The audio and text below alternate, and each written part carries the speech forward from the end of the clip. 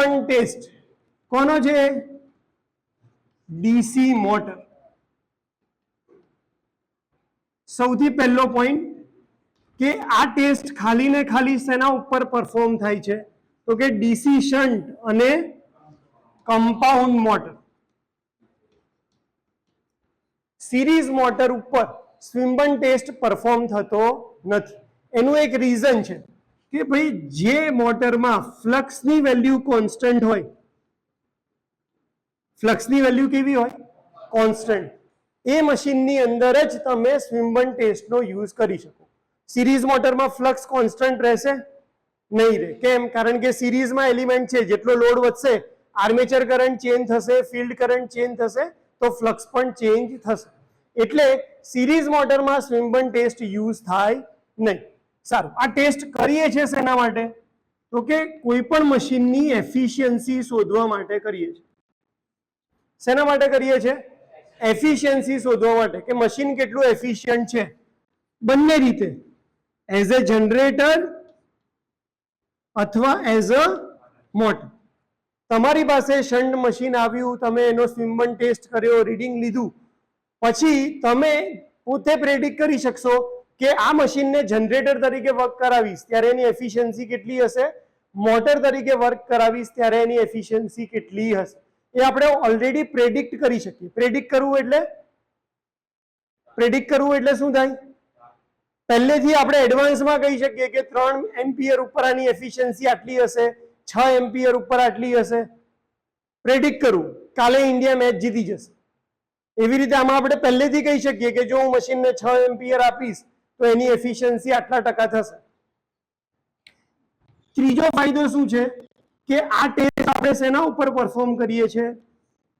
નો load ઉપર perform કરીએ છીએ. એટલે મશીનને એકચ્યુઅલીમાં લોડ કરવાની જરૂર છે નહીં, પણ આપણે કોઈ પણ લોડ ઉપર એની એફિશિયન્સી પ્રેડિક્ટ કરી શકીએ. મશીનમાં ટેસ્ટ કઈ રીતે કરીએ છીએ? નો લોડ ઉપર. પણ એફિશિયન્સી કઈ રીતે પ્રેડિક્ટ કરી શકીએ છીએ? કોઈ પણ લોડ ઉપર. કોઈ મને એવું કહે કે 2 એમ્પિયર ઉપર કેટલી એફિશિયન્સી હશે, તો પણ કહી શકીએ. 5 ઉપર કેટલી હશે, તો પણ હું કહી શકું, મશીનને એકચ્યુઅલમાં લોડ કર્યા વગર. બાકી ખરેખર તમારે એફિશિયન્સી કેવી હોય તો તમારે શું કરવું પડે? મશીનને લોડ કરવું પડે. પણ આ ટેસ્ટનો ફાયદો શું છે કે મશીનને લોડ નથી કરવાનું, નો લોડ ઉપર એના રીડિંગ લેવાના છે અને કેલ્ક્યુલેશનથી જ તમે સાબિત કરી શકશો કે આની એફિશિયન્સી જનરેટર તરીકે આટલી અને મોટર તરીકે આટલી છે. ડિસએડવાન્ટેજ શું છે? તો કે ટેમ્પરેચર કેટલું વધશે, ટેમ્પરેચર રાઇઝ ટેસ્ટ એ તમને ખબર પડશે નહીં. ધારો કે મારે 9 એમ્પિયર ઉપર એફિશિયન્સી શોધવી હોય તો ખરેખર મારે મશીનને 9 એમ્પિયર ઉપર લોડ કરું તો મશીન ગરમ થાય છે કે નહીં એ મને ખબર પડે. વાઇન્ડિંગમાં કેટલું ટેમ્પરેચર આવે છે એ મને ખબર પડે. કોઈ આડઅસર થાય છે, કોમ્યુટેટરમાં સ્પાર્કિંગ થાય છે કે નહીં, એ બધી મને ખબર પડે. ક્યારે? એકચ્યુઅલ લોડ કરીએ તો. આમાં આપણે એકચ્યુઅલમાં લોડ કરતા નથી, તો ભલે આપણે એફિશિયન્સી પ્રેડિક્ટ કરી દઈએ છીએ પણ આપણને એમાં ટેમ્પરેચર રાઇઝ કેટલો થયો, કોમ્યુટેટરમાં સ્પાર્કિંગ થશે કે નહીં, આ બધી ખબર પડશે નહીં. બીજો એક એડવાન્ટેજ કહીએ તો શું છે કે એની કોસ્ટ કેવી છે? ટેસ્ટિંગની કોસ્ટ ઓછી. કેમ? કારણ કે મશીનને એકચ્યુઅલમાં લોડ કરવાનું નથી. એટલે આ ટેસ્ટ કેવો છે? તો કે ઇકોનોમિકલ છે.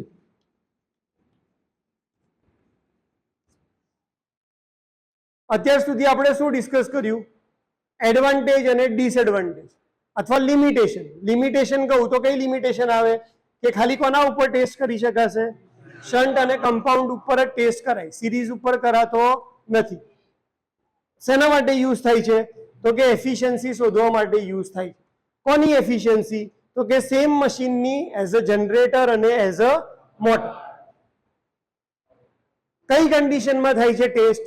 તો કે નો લોડ ઉપર. એનો મતલબ મશીન ઉપર લોડ આપવાનો છે નહીં. ડિસએડવાન્ટેજ શું થાય છે?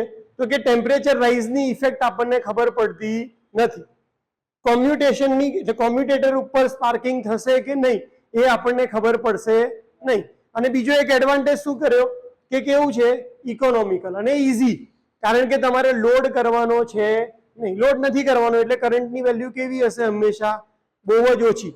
કોઈ પણ મોટર હોય એને તમે નો લોડ ઉપર રન કરાવો તો એનો કરંટ રિક્વાયરમેન્ટ બહુ ઓછી હોય, 1 એમ્પિયર 2 એમ્પિયર એટલી જ. પણ લોડ કરો તો 12 એમ્પિયર જશે, 13 એમ્પિયર જશે. જેટલા કરંટ વધારે એટલા એના પ્રોબ્લેમ્સ વધારે થઈ શકે. તો આનો એડવાન્ટેજ એ બી છે કે ભાઈ ઈઝી છે પરફોર્મ કરવા માટે, અને બીજી કોઈ માથાકૂટ અથવા તો કોઈ કોમ્પ્લિકેશન્સ અંદર આવતા નથી. પરફોર્મ કરવાનો કઈ રીતે? પહેલા હું અહીંયા ડીસી શન્ટ મોટર ડ્રો કરું છું.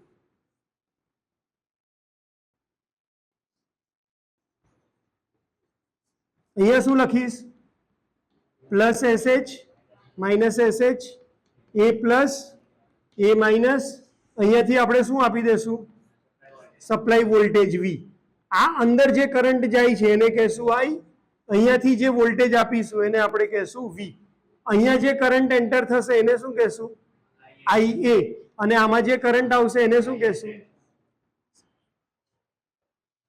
આમાં કોઈને ડાઉટ છે? ફિગર તો બધાને સમજાય છે ને? મોટરમાં હંમેશા કરંટ ક્યાં જાય? અંદર.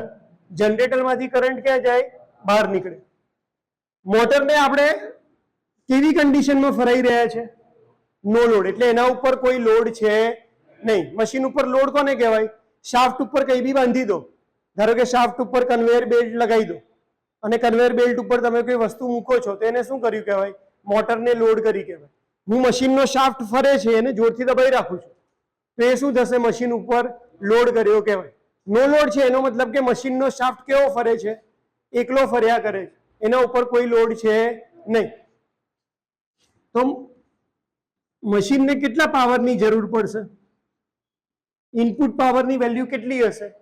અત્યારે કોઈ લોડ છે નહીં, અને મને કોઈ પૂછે છે કે આ મોટરને એટલે કે ડીસી શન્ટ મોટરને કેટલા પાવરની જરૂર પડશે? પાવર ઇક્વલ ટુ શું થાય? વી ઇન્ટુ આઈ.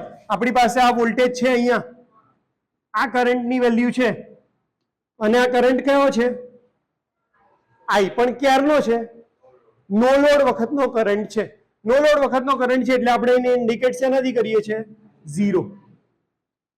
આઈ ઝીરો શું ઇન્ડિકેટ કરે છે? કે મશીન અત્યારે કેવું ફરી રહ્યું છે? વિધાઉટ એની લોડ. આ શું થઈ ગયો તમારો? Input power. આઉટપુટ કેટલો હશે આનો? મોટરનો આઉટપુટ કેટલો હશે? ઝીરો. કેમ? કારણ કે આપણે કોઈ લોડ કનેક્ટ કર્યો છે ના. એટલે જેટલો પણ પાવર આપશું એ શેમાં વપરાઈ જશે? મશીનને ખાલી ફેરવવામાં. પણ એનાથી કોઈ યુઝફુલ કામ આપણે કરતા નથી. એટલે એ વખતે આઉટપુટ શું થઈ જશે? Output equal to zero. Losses કેટલા થશે? લોસીસ કેટલા થશે? જે ઇનપુટ આપીએ છીએ બધું લોસીસમાં જ ગણાશે, કારણ કે આપણે એના પાસેથી કોઈ કામ તો કરાવ્યું નથી. મશીન કેવું ફર્યું? નો લોડ ઉપર. એટલે જેટલું બી તમે ઇનપુટ આપ્યું એ બધું શેમાં જતું રહ્યું? લોસ થવામાં ગયો. ફ્રિક્શન અને વિન્ડેજ લોસ થયો. કોઈ પણ મશીનમાં કયા કયા લોસ થાય? 3 ટાઈપના લોસ થાય મશીનમાં. કયા કયા? આયર્ન લોસ, કોપર લોસ, અને ત્રીજા કયા હતા? ફ્રિક્શન અને windage loss. Friction and windage loss. Iron લોસના 2 ભાગ પડે. કયા કયા? હિસ્ટેરિસિસ લોસ, એટલે આપણે એને લખીએ પીઈ, અને બીજો કયો? સોરી, એડી કરંટ લોસ અને હિસ્ટેરિસિસ લોસ. અને આ બંને લોસ કેવા હોય? કોન્સ્ટન્ટ. મશીન ઉપર તમે લોડ નાખો કે ના નાખો એનાથી એને કોઈ ફરક પડતો નથી. એટલા લોસ તો થવાના જ છે. કેમ? Due to magnetic material. તમારું જે મેગ્નેટિક મટીરિયલ છે, તમે પોલ છે એને શેમાં કન્વર્ટ કર્યો? મેગ્નેટમાં કન્વર્ટ કર્યો. એટલે એના માટે થોડોક પાવરની જરૂર પડશે. તો એ બધા લોસ શેમાં થઈ જવાના છે? તમારા iron loss. Iron loss machine load ઉપર હોય કે મશીન નો લોડ ઉપર હોય, એ લોસીસ કેવા રહેવાના છે? કોન્સ્ટન્ટ. એટલે આ લોસ કેવા છે તમારા? કોન્સ્ટન્ટ. બીજું કયું લોસ આવે? Copper loss. હવે મશીનમાં કોપર કઈ કઈ જગ્યાએ વપરાય છે? ફિલ્ડ વાઇન્ડિંગમાં અને આર્મેચર વાઇન્ડિંગમાં. એટલે કોપર લોસ 2 ટાઈપના આવે. કયા કયા? એક આવે ISH RSH પ્લસ આ લોસ આઈ સ્ક્વેર કેમ લખ્યા? કારણ કે પાવર લોસની ફોર્મ્યુલા શું છે? I square R. તો આઈએસએચ સ્ક્વેર આરએસએચ વત્તા આર્મેચરનો લોસ, એને આપણે શું કરશું? IS square R. અને ત્રીજા લોસ કયા આવે? ફ્રિક્શન અને વિન્ડેજ લોસ. ફ્રિક્શન અને વિન્ડેજ લોસ પણ કેવા આવશે? કોન્સ્ટન્ટ. મશીન લોડમાં હોય કે ના હોય એનાથી કોઈ ફરક પડતો નથી. એ લોસની વેલ્યુ બી કેવી રહેશે? કોન્સ્ટન્ટ. એટલે કયા બે લોસ કોન્સ્ટન્ટ છે? આયર્ન લોસ અને ફ્રિક્શન અને વિન્ડેજ લોસ. કોપર લોસની અંદર બે ટાઈપ પડે છે. કયા? ફિલ્ડ અને આર્મેચર. હવે એમાંથી ફિલ્ડ લોસ કેવા હશે? કોન્સ્ટન્ટ. કેમ? આપણે પહેલા જ વાત કરી હતી કે ભાઈ શન્ટ મશીનમાં આઈએસએચ ની વેલ્યુ કેવી હોય? કોન્સ્ટન્ટ. કેમ? વી અને આરએસએચ બંને કેવા છે? કોન્સ્ટન્ટ. વોલ્ટેજ કોન્સ્ટન્ટ, આરએસએચ કોન્સ્ટન્ટ, તો આઈએસએચ કોન્સ્ટન્ટ. આઈએસએચ કોન્સ્ટન્ટ અને આરએસએચ કોન્સ્ટન્ટ, તો આ લોસ બી કેવો થઈ જશે? કોન્સ્ટન્ટ. એટલે ટોટલ 1, 2 અને કોપર લોસમાંથી આ પોર્શન કેવો થઈ જશે? કોન્સ્ટન્ટ. વેરિયેબલ લોસ ખાલી કયો રહેશે? આઈએ સ્ક્વેર આરએ. કારણ કે આર્મેચર કરંટ ઓછો લેશે ક્યારે? જ્યારે લોડ નહીં હોય. અને આર્મેચર કરંટ વધારે હશે ક્યારે? જ્યારે લોડ કેવો હશે? વધારે. એટલે આ એક જ કોમ્પોનન્ટ એવો છે મશીનમાં કે જે કયા ટાઈપમાં આવે છે? Variable loss. બાકી બધા લોસ કેવા છે? કોન્સ્ટન્ટ લોસ છે. આપણા જે આ ટોટલ લોસીસ છે એ બે પાર્ટના બનેલા છે. કયા કયા? ફિક્સ લોસ અને બીજો કયો થશે? Variable loss. Total losses equal to ફોર્મ્યુલાના ફોર્મમાં હું શું લખી શકું? વી ઇન્ટુ આઈ જીરો લખી શકું. મશીન નો લોડ ઉપર છે, આપણે એને પાવર શું આપ્યો હતો? વી. એને કરંટ કેટલો ડ્રો કર્યો? I zero. V into I zero એ તમારો શું છે? Input power. જે બધો શેમાં જતો રહ્યો છે? લોસીસમાં. લોસીસમાં ગયો એટલે losses equal to input power, અને લોસીસ ઇક્વલ ટુ બીજું શું છે? Fix loss plus variable loss. લોસીસની જગ્યાએ મેં શું લખ્યું? V into I zero. હવે અહીંયા હું લખું છું ફિક્સ લોસ વત્તા વેરિયેબલ લોસમાં શું લખી લઉં છું? I A zero square into,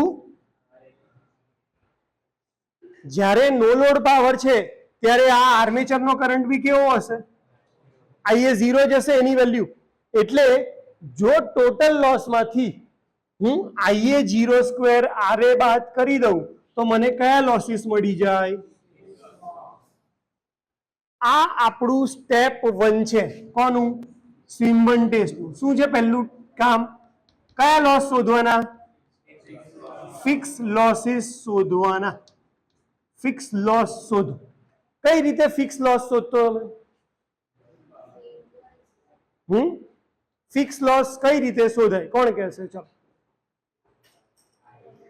પહેલા મશીનને કઈ રીતે રન કરશું આપણે? નો લોડ ઉપર રન કરશું. નો લોડ ઉપર હશે એટલે આ કરંટ શું છે? આઈ ઝીરો. આ કરંટ કયો હશે? આઈએ ઝીરો. તમારો જેટલો પણ પાવર છે એ બધો શેને સપ્લાય કરવામાં જતો રહેશે? લોસને. કારણ કે તમે લોડ કર્યું નથી. તમારો ટોટલ પાવર કેટલો છે? તો કે વી ઇન્ટુ આઈ ઝીરો. એટલે લોસીસની જગ્યાએ આપણે શું લખી દઈશું? વી ઇન્ટુ આઈ ઝીરો. લોસીસ કેટલા પ્રકારના છે? તો કે ફિક્સ અને વેરિયેબલ. ફિક્સમાં કયા કયા લોસ આવશે? તો કે આયર્નના બે લોસ, ફ્રિક્શન અને વિન્ડેજ લોસ, અને ફિલ્ડ કરંટનો લોસ. બાકી કયું બચ્યું? વેરિયેબલમાં આઈએ સ્ક્વેર આર. એટલે આઈએ ઝીરો સ્ક્વેર આર આની વેલ્યુ મેં મેજર કરી છે. આઈએ ઝીરો મેજર કરવા હોય તો મારે અહીંયા શું રાખી દેવું પડે? એક એમીટર. આઈ ઝીરો મેજર કરવા માટે એક એમીટર હું ક્યાં રાખીશ? અહીંયા. મશીનને નો લોડ ઉપર ચાલુ કર્યું, બે જગ્યાએ એમીટર મૂકી દીધા, અહીંયા વોલ્ટ મીટર મૂકી દીધું, અહીંયાથી વોલ્ટેજનું રીડિંગ મળી ગયું, અહીંથી આઈ ઝીરોનું રીડિંગ મળી ગયું, અહીંયાથી શેનું રીડિંગ મળી ગયું? IA zero. V into I zero minus શું કરીશું? આઈએ ઝીરો સ્ક્વેર આર. એટલે મને શું મળી જશે? ફિક્સ લોસ મળી જશે. આ મળી જાય એકવાર કોઈ પણ મશીનના ફિક્સ લોસ મળી જાય પછી તમે એની એફિશિયન્સી કોઈ પણ લોડ ઉપર કેલ્ક્યુલેટ કરી શકો. આપણે ફોર એક્ઝામ્પલ એવું લઈએ છે કે આઈએ ઝીરો ની વેલ્યુ છે 2 એમ્પિયર I0 ની વેલ્યુ છે 2.5 એમ્પિયર, RA ની વેલ્યુ છે 1 ઓહમ, આ વોલ્ટેજની વેલ્યુ છે 200 વોલ્ટ. એક્ઝામ્પલ એટલા માટે લઉં છું કે તમને વધારે ક્લિયર કટ ખ્યાલ આવે કે કઈ રીતે શોધશું. સારું, તો આપણે ઇનપુટ પાવર કેટલો થઈ જશે આપણો? V into I0. વોલ્ટેજ કેટલા છે? 200. I0 કેટલા છે? 2.5 ઇક્વલ ટુ અહીંયા શું લખશું? Fix loss. અને વેરિયેબલ લોસ કેટલા છે? IA0 કેટલા છે? 2 એમ્પિયર નો સ્ક્વેર અને RA કેટલા છે? 1. એટલે 200 ગુણ્યા 2.5 કેટલા થાય? 500. અહીંયા શું લખશું? Fix loss. અને અહીંયા વત્તા કેટલા લખી દેશું? 4. એટલે ફિક્સ લોસ ઇક્વલ ટુ કેટલા આવશે? 496. 500 માઇનસ 4. ફિક્સ લોસ ની વેલ્યુ કેટલા વોટ્સ આવી ગઈ આપણી પાસે? 496 વોટ્સ આવી. પહેલું કામ શું કરશું? હંમેશા આપણે કયા લોસ શોધશું? Fix loss. ફિક્સ લોસ તમને શોધતા ફાવે? હવે જેને પોઝ કરી દો થોડી વાર. ફિક્સ લોસ કેટલા મળ્યા? 496 વોટ્સ મળ્યા. હવે મારે એફિશિયન્સી શોધવી છે એઝ અ ડીસી મોટર, અને મને એવું કીધું છે કે 4 એમ્પિયર ઉપર કેટલી એફિશિયન્સી હશે ને એ શોધો. 4 એમ્પિયર લોડ કરંટ છે, એ વખતે મશીનની એફિશિયન્સી છે કેટલી શોધો. નોર્મલ કેસમાં મારે શું કરવું પડત? મશીનને 4 એમ્પિયર ઉપર લોડ કરવું પડત અને પછી એફિશિયન્સી શોધવી પડત. સિમ્બલનો ફાયદો શું છે? આપણે ખાલી શું કેલ્ક્યુલેટ કર્યું છે? Fix loss. હવે હું મશીનને બાજુ પર મૂકી દઉં છું અને કેલ્ક્યુલેશનની મદદથી શોધું છું. આ તમારો I, ટોટલ કરંટ I ની વેલ્યુ કેટલી હોવી જોઈએ? 4. એના પર મારે શું શોધવાનું છે? એફિશિયન્સી. એફિશિયન્સીની ફોર્મ્યુલા શું થાય? દુનિયામાં કોઈ પણ મશીન માટે એફિશિયન્સી ઇક્વલ ટુ શું થાય? Output divided by input. કેટલો આઉટપુટ આપ્યો કોની સામે? એને કેટલું ઇનપુટ આપ્યું છે એની સામે. એફિશિયન્સીની વેલ્યુ કોઈ દિવસ 100% કરતા વધારે હોય નહીં, એના કરતા ઓછી હોય. ઓકે, આઉટપુટની ફોર્મ્યુલા શું થાય મોટરમાં? અહીંયા હું લખું છું, જો ધ્યાનથી જુઓ. મોટરમાં તમારો આઉટપુટ શું છે? Mechanical energy. આ મેજર થશે આપણાથી? નહીં થાય. પણ ઇલેક્ટ્રિકલ એનર્જી મેજર થશે. કઈ રીતે થશે? વોલ્ટેજ અને કરંટથી મેજર થશે. જો મારે આ આઉટપુટ મેજર કરવો હોય તો મારી પાસે એક રીત શું છે મોટરમાં, કે હું શું કરું? ઇનપુટ માઇનસ શું લખું? લોસીસ.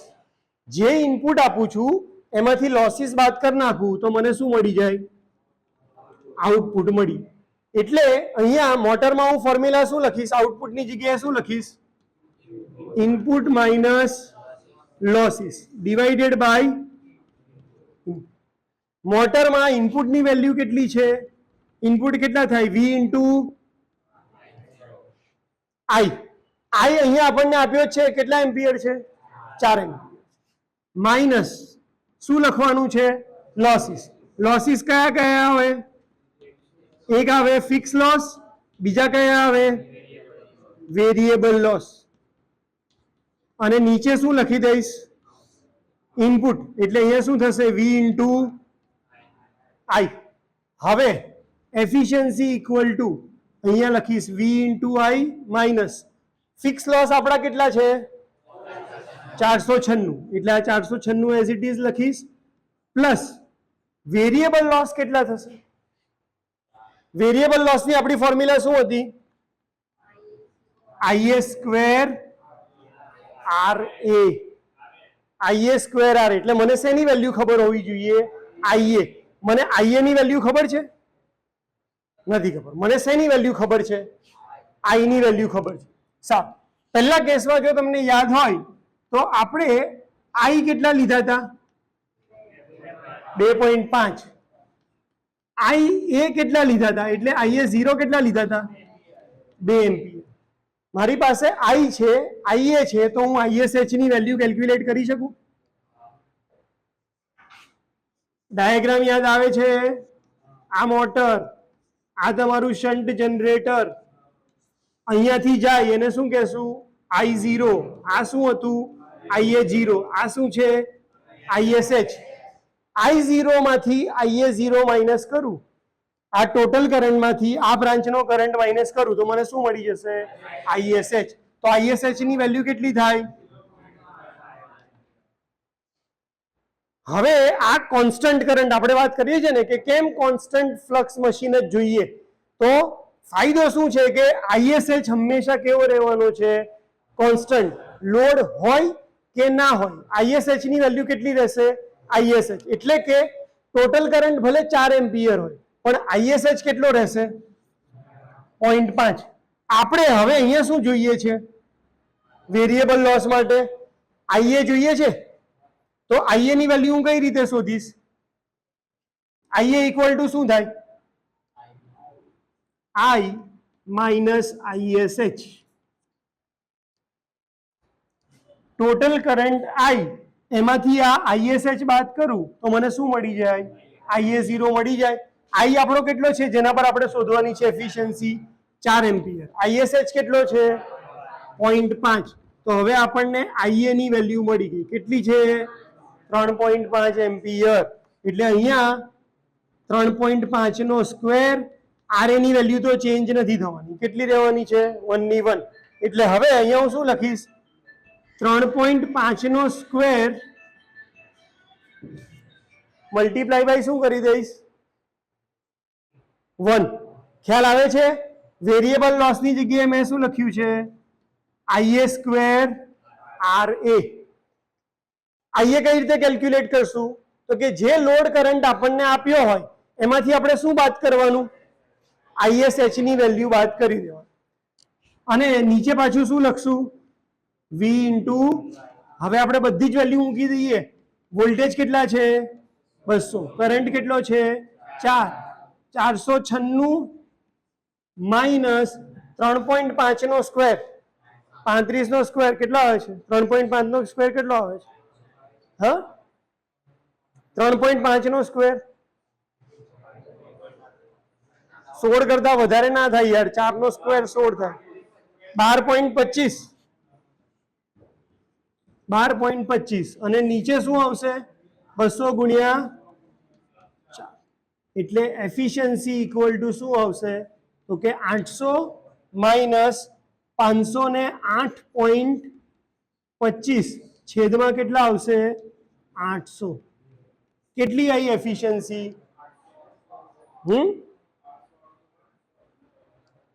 800 માઇનસ 508.25 પહેલા કરો, કેટલા આવે છે?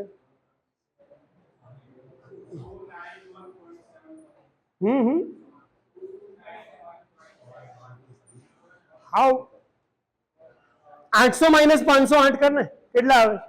291.75 આવે છે. 291.75 ડિવાઇડેડ બાય કેટલા કરશું આપણે? 800. કેટલા આવે છે? હા, ક્યાંથી 3 પોઈન્ટ આવે? 200 કરતા નીચેની વેલ્યુ વધારે છે. 0.36. એફિશિયન્સી હંમેશા શેમાં આવે? પર્સન્ટેજમાં. એટલે મલ્ટીપ્લાય બાય શું કરી દેશો? 100. તો આ એફિશિયન્સી કેટલા ટકા થઈ ગઈ? આમાં મારે મશીનને લોડ કરવાની જરૂર પડી નહીં. ખાલી મેં શેનાથી કર્યું છે?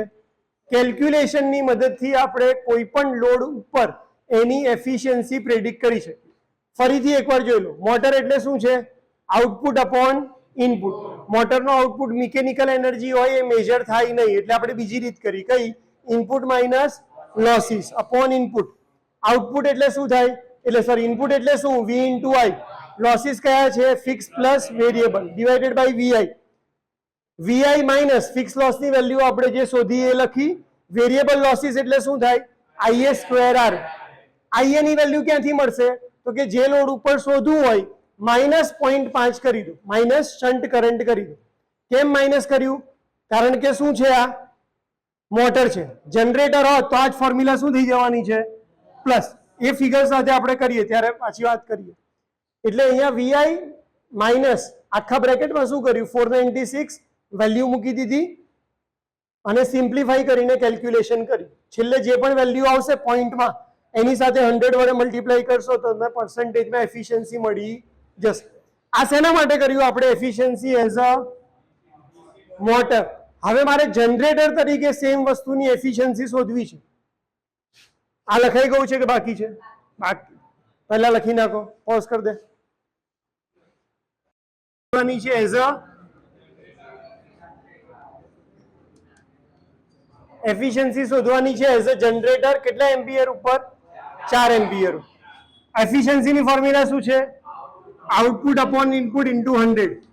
જનરેટરમાં આઉટપુટ તમારી ઇલેક્ટ્રિકલ એનર્જી છે કે જે મેજર કરી શકાશે V ઇન્ટુ I. ઇનપુટ મેજર કરી શકાશે નહીં. એટલે આપણે એને અલગ રીતે કઈ રીતે લખશું? તો કે અહીંયા આઉટપુટ લખું છું, નીચે આઉટપુટ પ્લસ શું લખું છું? ઇનપુટ લખતો નથી કારણ કે ઇનપુટ કઈ એનર્જી છે? Mechanical energy. એ મેજર નહીં થાય. મેજર કઈ થાય છે? આઉટપુટ. તો આઉટપુટમાં હું લોસીસ એડ કરું તો મને શું મળી જશે? ઇનપુટ. જનરેટરમાં આઉટપુટની ફોર્મ્યુલા શું છે? V into I. ફરીથી V ઇન્ટુ I પ્લસ શું થશે? Fix losses plus variable losses. Variable losses એટલે શું થાય? IA square RA. એટલે ફરીથી આપણે IA ની વેલ્યુ શોધવી પડે. IA ની વેલ્યુ શોધવી હોય તો ISH ની વેલ્યુ આપણને ખબર છે કેટલી છે? 0.5. જનરેટર છે એટલે જનરેટરમાં અહીંયાથી IA 0 નીકળ્યો ટોટલ. એક ક્યાં જશે? લોડ બાજુ જશે જેને આપણે કહીએ છીએ I.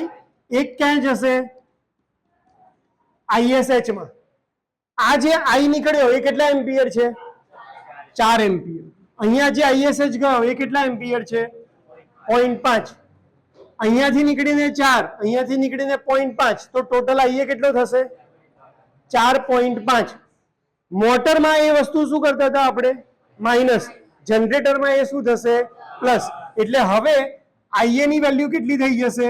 તો કે 4 વત્તા 0.5. કેટલા એમ્પિયર થઈ જશે IA? 4.5 એમ્પિયર.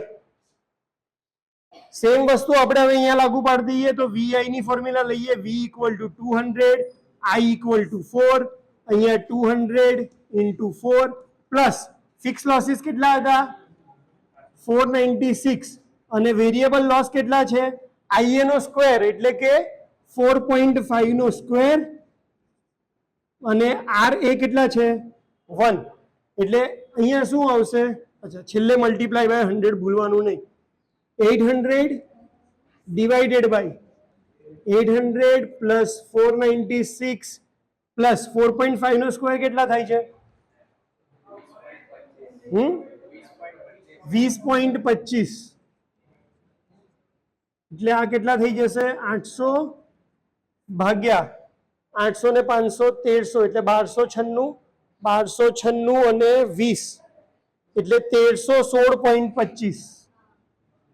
1316.25. 800 ભાગ્યા 1316.25 કેટલા આવે છે? હા, 0.60.